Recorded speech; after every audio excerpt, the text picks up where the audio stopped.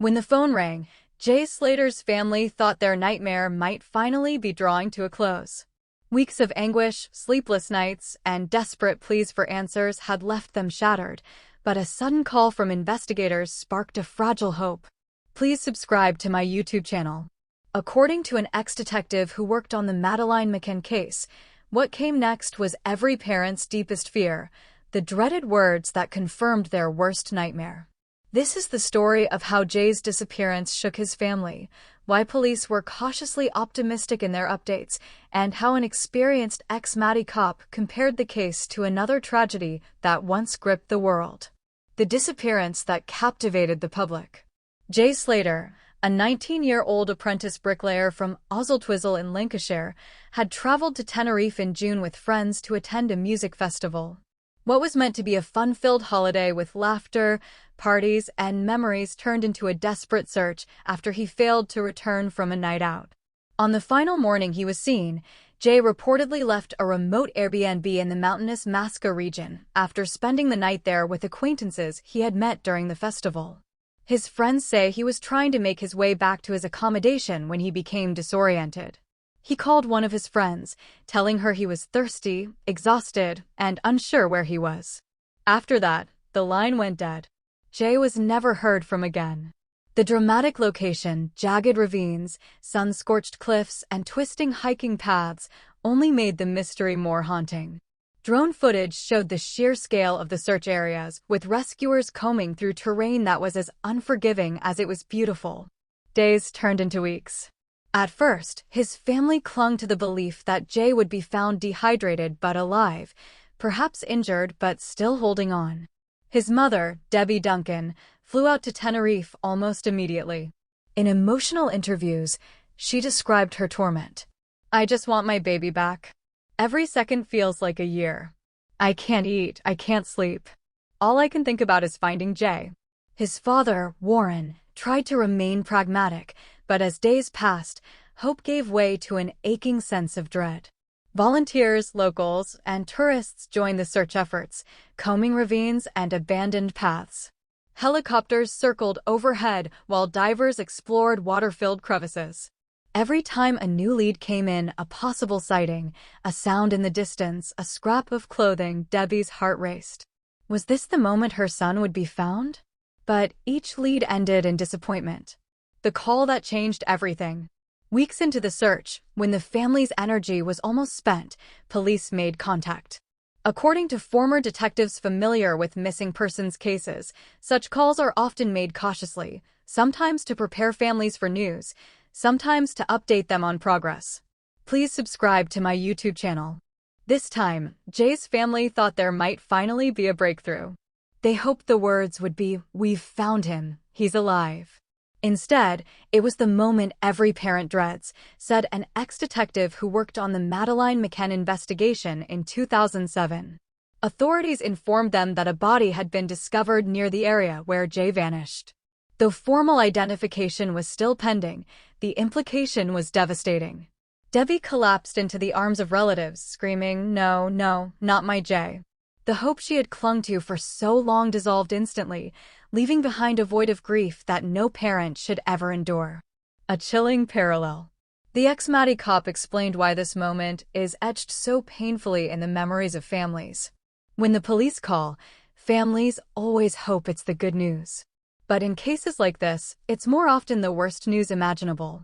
It takes me right back to Madeleine's case, the heartbreak, the uncertainty, the desperation for closure. The comparison with the McCann case struck a chord. Both stories involved young people lost in foreign lands, media frenzies, and anguished families facing a tidal wave of speculation. But while Madeleine's disappearance remains an open wound, Jay's case seemed to have reached a tragic conclusion. The weight of not knowing. For weeks, Jay's family had lived with the torment of uncertainty.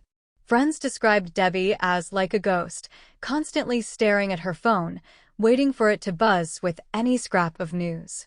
Her words to reporters grew quieter, her once fiery determination dulled by exhaustion.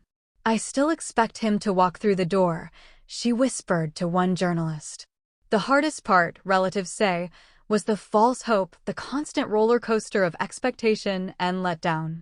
Volunteers reported possible sightings, hikers thought they heard shouts, and at one point a rumor spread that Jay might have been kidnapped. Each rumor reignited fragile hope, only for it to shatter again. When the police finally delivered their call, it was like ripping the last thread of hope from Debbie's heart. The ex-cop's words. The ex-Maddie detective stressed that cases like Jay's are nightmares for investigators too. You're balancing the need to keep searching with the knowledge that every day reduces the odds of survival. Families cling to hope because they have to, it's human nature. But when you've worked cases like this, you know the call is coming. He described how officers often delay contacting families until they are absolutely certain, but in Jay's case the terrain made every step agonizingly slow. You never forget that moment, he said. You see the mother's face, the father's collapse. You hear the cries. It stays with you forever. Please subscribe to my YouTube channel. A holiday that turned into horror. Friends back home described Jay as full of life, a teenager who loved music, football, and making people laugh. He was the kind of person who always lit up a room. He had only just started his apprenticeship in construction and spoke about one day starting his own business. Jay was the happiest person you could meet, said his best friend Lucy. You never imagined something like this would happen to him. What was supposed to be a carefree holiday with friends became the unthinkable, a one-way trip to tragedy. How the family coped in Tenerife. In Tenerife, Jay's family formed a tight-knit circle, clinging to each other for strength. They set up a base near the search site, waiting daily for updates from investigators. Every night, they lit candles and said prayers. Locals joined them, offering food, hugs, and words of comfort. Social media became a lifeline as supporters across the UK shared missing posters, raised funds, and flooded Debbie with messages of love. But trolls also attacked, spreading conspiracy theories and cruel accusations. The family, already broken, had to endure a barrage of speculation that only deepened their pain. The day of confirmation. When authorities confirmed the body was Jay's, silence fell over the family. Debbie was inconsolable. His father, usually stoic, wept openly. His brother collapsed onto the ground, pounding the dirt in fury and heartbreak. The words of the ex-Maddie cop echoed in the background. It is always the parents' worst nightmare. News outlets across Britain carried the story. Social media exploded with grief, tributes, and anger. Strangers who had followed the case felt as though they had lost someone close to them. What comes next? For the family, closure is a complicated word. On one hand, they now know what happened. Jay will not walk through the door. On the other, the questions remain. Why did he wander into the mountains alone? Could more have been done to save him? An inquest is expected, and police will continue piecing together Jay's final hours. But for Debbie, none of it will bring back her son. All that remains is a life broken in two, the before, when Jay was alive, and the after, when he was not. Please subscribe to my YouTube channel. A warning for others. The ex-Maddie detective offered sobering advice to young travelers.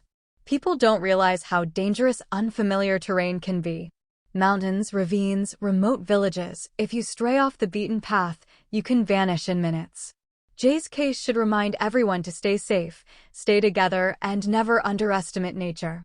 Parents across Britain echoed that sentiment, hugging their children tighter and telling them not to take unnecessary risks. Remembering Jay. In Oswald, tributes poured in.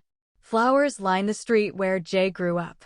Friends posted videos of him laughing, dancing, living life to the fullest. One video showed him joking at a party, saying, "You've got to enjoy life while you can, you never know what's around the corner."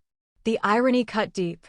His former teachers described him as cheeky but lovable, a boy with endless energy. His mates called him loyal to the bone. He may have been just 19, but he left a mark on everyone who knew him. Parents' worst nightmare. The phrase "parents' worst nightmare" is often used in headlines, but in Debbie Duncan's face, the world saw what it truly meant. It is not just grief, it is disbelief, anger, despair, and a longing that never ends. It is the emptiness of a chair at the dinner table, the silence of a phone that will never buzz with your child's name again. It is the endless echo of a police officer's voice delivering the words you never wanted to hear. Final reflection. Jay's story is not just about a missing teenager or a police investigation. It is about love, loss, and the fragility of life. It is about a family who went to bed one night with everything intact, only to wake up the next day in a nightmare that never ended. And it is about the cruel truth spoken by an ex-Maddie cop. When the phone rings, families hope for the miracle, but more often than not, they receive the nightmare. Jay Slater's family will carry that call with them forever. And so will everyone who followed his story, praying for a different ending. Subscribe the channel to get such videos.